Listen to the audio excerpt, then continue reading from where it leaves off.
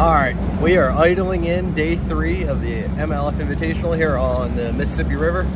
Had a solid day. Should have just under 13 pounds. I think I was like 12, 13, somewhere in there. Be enough to make that Bass Pro Tour. That was the ultimate goal. So I knew I needed about 10 pounds today to probably pull that off, but 13, I caught a 4-pounder for my fish number 5. Biggest fish I've caught all week. Green pumpkin jackhammer.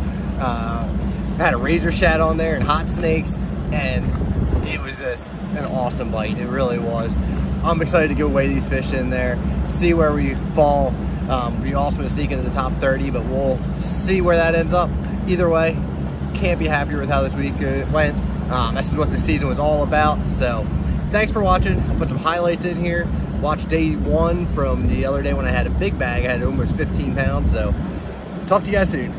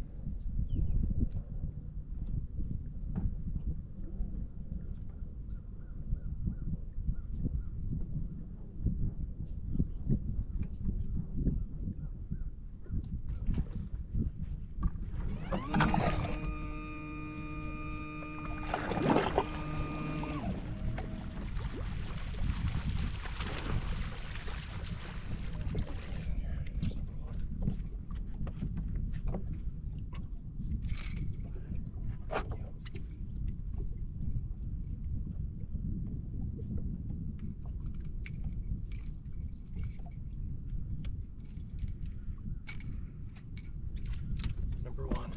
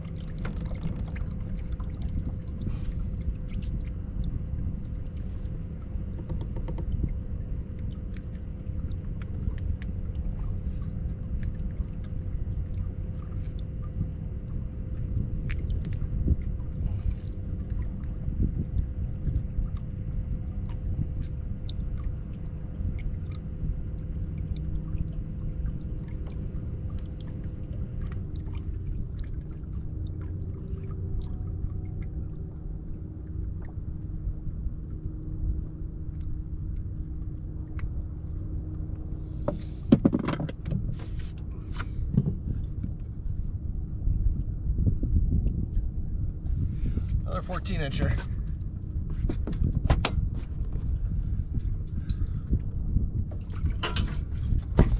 Need them to grow.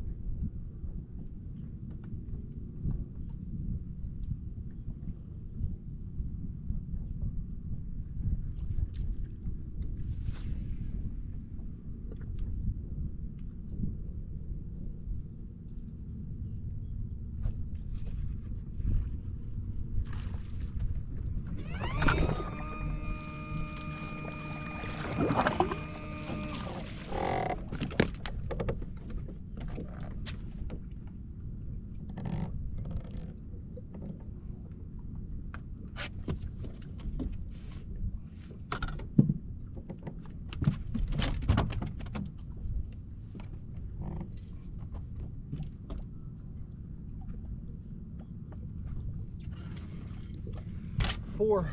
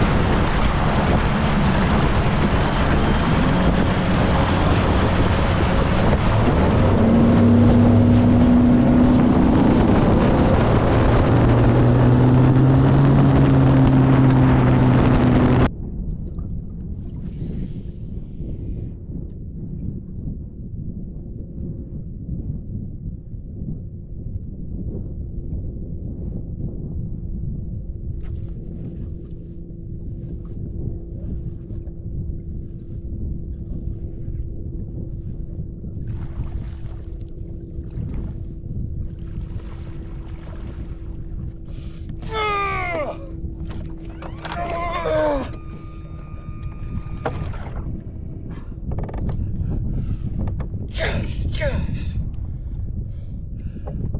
That one right there should be enough for the Bass Pro Tour.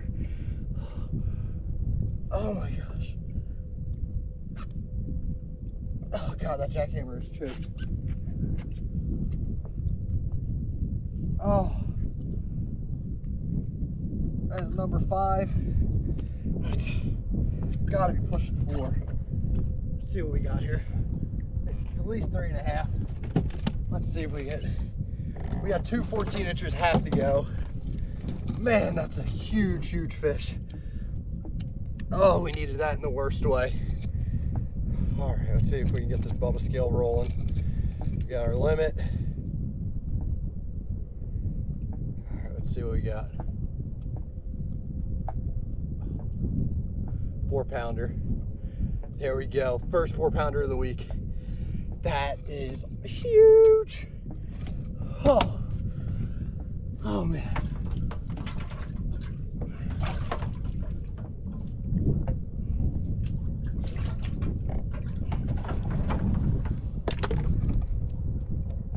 We needed about 10 pounds, I believe, today to seal it up.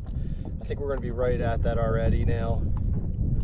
This one is 115, not a giant, but put this on pace. 1,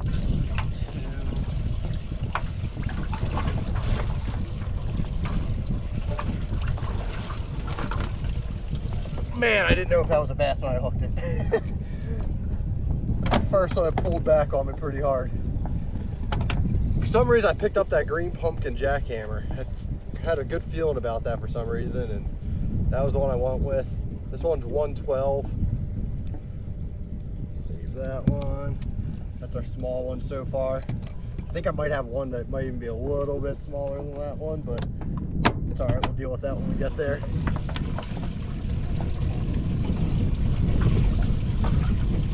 This was the first one I caught this morning on a topwater. Won't get away. Should be a big 2, I think. My hands are torn up from pike and bass and everything else I've caught this week.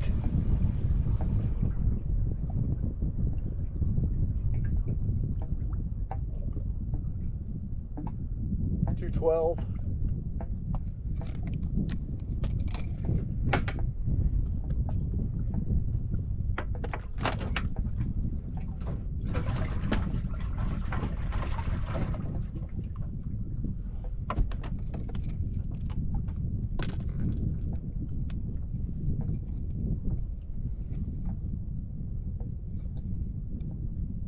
Last one here, it's a 1.9. We got a little one here. So we got 3 really under 2 pounds. So we got some room to go up. We got 11.14. Like I said, that should be enough for the Bass Pro Tour. That should be it. This is what the year's been all about. Let's catch some more fish. Let's have some fun today. We got some time still. 9:51. Man, that's a relief.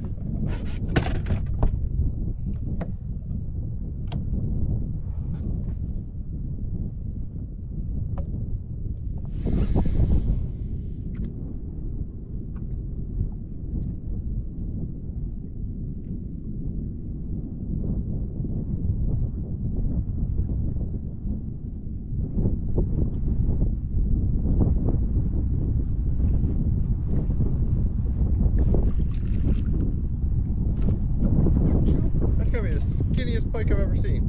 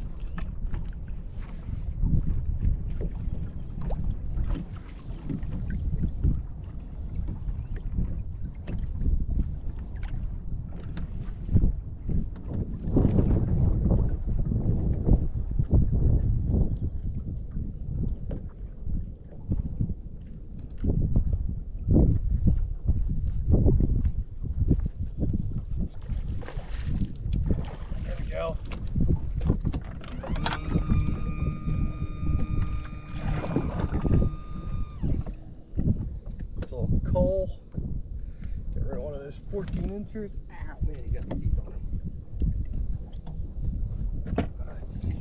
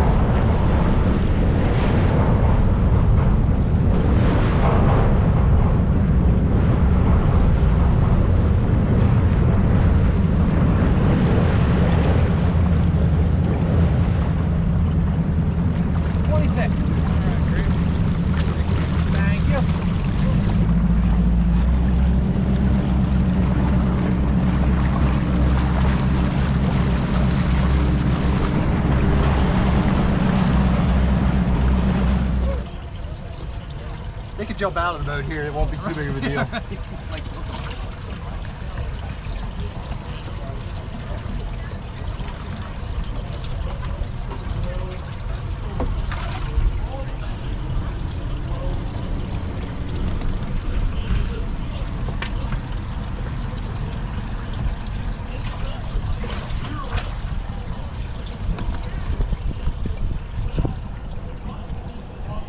Ready? Thanks, man.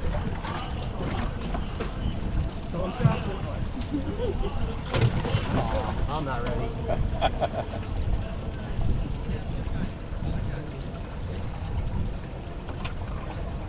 Chill.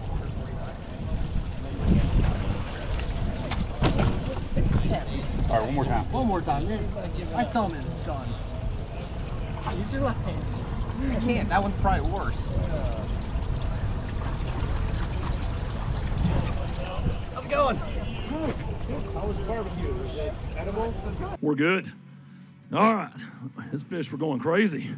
All right, Gray, here we go, man. Gray Buck, a great season, another solid season on the Tackle Warehouse Invitationals for the Pennsylvania Pro Gray Buck. 14-12 on day 1, 12 even on day 2. He's got 5 today. They go 12-13, got you in 6th place. 3 good days, man. Yeah, no, that's basically what I needed to do to get the job done for the year. It was all about making that Bass Pro Tour, and I should be golden now. Locked in, man. A great year for you, man. You'll do well there, too, because you're kind of a numbers guy. Yeah, no, it should be a lot of fun. I was so close last year, so that was what it was all about. It was 7 points last year, and this time I wanted to make sure it was clear to go. Had a little stumble there at the Potomac, which was the toughest tournament I had this year, where I thought I would catch them the easiest. So it's funny how things work out, but I'm ready to get out there next year. I got to thank everybody, my sponsors, Landis Block and Nice Creek. They've been with me for all 7 years I fished professionally. I really wouldn't be able to do it without them. Favorite rods, my family. Got to thank my wife, Jess, my parents, my grandfather, my grandparents, everybody. Hey, I wouldn't be here without them, so thank you. Punching his ticket to the Bass Pro Tour is Gray Buck. So we just wrapped up the MLF Invitational on the Mississippi River. Back home now in the garage. So I'm going to go over a little bit about what I used. I finished in 23rd place. Awesome finish. Really happy about it. Qualified for the Bass Pro Tour, so that's huge too. So I got some rods out here, some of my favorites. And I'm going to talk to you about them, let you know what I was using, some keys. So this week, every morning I was getting a good topwater bite. I was taking this topwater walking bait. And one of the keys is I was using these Hayabusa TBL 930s. And what is so great about those is they got that NBR coating on them. So non-reflective black really just kind of disguises right with the bait. This fish, when they came up, they would T-bone this thing. You'd have those trebles in either corner of its mouth. You didn't have to worry about that fish coming off at all. Like I said, each morning I caught a 3-pounder on this. So it was really a key bait. It was right away in the morning. And I couldn't have done it without those trebles. What I'm throwing this on is a favorite rod. It's a 701 medium heavy, and it's a Rush. It's a really good rod for this. I throw top water on it. I'll do some cranking with this rod, square bills, that sort of things. If you're throwing some real light swim jigs, you could get away with it too. Line-wise, Seaguar Smackdown. This is 50 pound. This is Stealth Gray. I like that because it allowed me to, when those fish would bite it, I wouldn't set the hook real hard. I would kind of just let them come up, eat it, and just pull into them. That braid, stick it right to their mouth. But I was fishing around a lot of the eelgrass that you saw in the video. And basically, this would just cut right through that eelgrass. And I wouldn't have to worry about it, get those fish up next to the boat. If they had that thing T-boned across their mouth like I wanted it, I would just swing them right in the boat. So it was made life nice and easy. So that was this setup. The next setup that was important for me, and I caught a lot of fish on this week, was a Z-Man jackhammer. This one right here, it's green shad. If you followed me along at all this year or any other year, you know that sucker right there puts a lot of fish in the boat for me. This is a 3/8 ounce one with a razor shad on it. It's smoky shad. I really like this trailer and bait combination. It works well. It mimics the shad. They were eating this little tiny forage, so having this right there, that little bit of chartreuse, the water was a little bit dirty where I was at, so I just kind of let them key in on it. I busted like 14 something pounds first thing in the morning on it, and then I went and caught a couple more on that top water later. But this right here was a staple all week. I caught them days 1, 2, and 3 with it. The rod, 751 hex, the best chatterbait rod I've ever used. I used to be a fat glass phantom cranking rod fan, and I still am, to be honest. When I'm fishing around grass, it's wide open, a big flat, I still go with that fat glass because it hooks them a little bit deeper. They can't throw that bait. But when I need to make an accurate cast, and when I was doing was fishing this real defined eelgrass edge, so I needed to land it within 6 inches of that the edge, or I wouldn't get bit. That's where this was better. That glass rod's just you can throw it further, but you don't have as much accuracy. But it also lets them get it a little bit deeper, so that's what hooks them up and keeps them on there. But I didn't lose anything on this rod this week either. So it's another good one to check out. It's a Soleus XCS reel, my favorite. It's a 7 3-to-1. Pretty quick gear ratio. I want to keep that bait moving, burning it along. 17-pound Seaguar Tatsu. Strong line, super clear. Don't have to worry about the fish seeing it, but you're also not going to break it. Like I said before, I was boat flipping everything. They were all coming to the boat quick. And let's wrap up with one more I got here. So this is also a jackhammer, 3/8 ounce. Honestly, threw it a little bit in practice, caught some fish on it. Didn't throw it the first 2 days. It was kind of a midday adjustment. I had 4 fish on day 3, and I went into this one area that I knew had a couple fish that I caught in practice. They weren't big ones, they were 2.5s. But something just kept telling me to pick up that green pumpkin jackhammer. And I had it under my bass cat here in my box, tied, rigged, ready to go. Had it for the first 2 days, never picked it up. I picked this up, and within 2 to 3 minutes, I would say, I caught my 5th keeper, which ended up being a 4-pounder, which is giant on the Mississippi River this time of year. It was the biggest fish I caught all week, and it wasn't even close.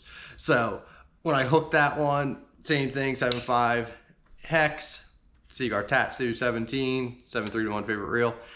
It just flipped it right into the boat. I freaked out a little bit. If you follow me on Facebook or even YouTube here, you might have seen the short where I kind of lost out. A lot of pent-up emotions from over the years of being so close to qualifying for the Bass Pro Tour, but not quite getting in there. So these were 3 of the key baits for me this week. I did catch one on a frog on day 1 as well. A couple on a diesel minnow, but those were the main players. The rods I really wanted to show you. So hopefully you guys take a look, saw some of the highlights, saw some of the fish catches. If you have any questions about what went down or how it happened, shoot me a message. I'm happy to help. And we'll talk to you again soon. See you later.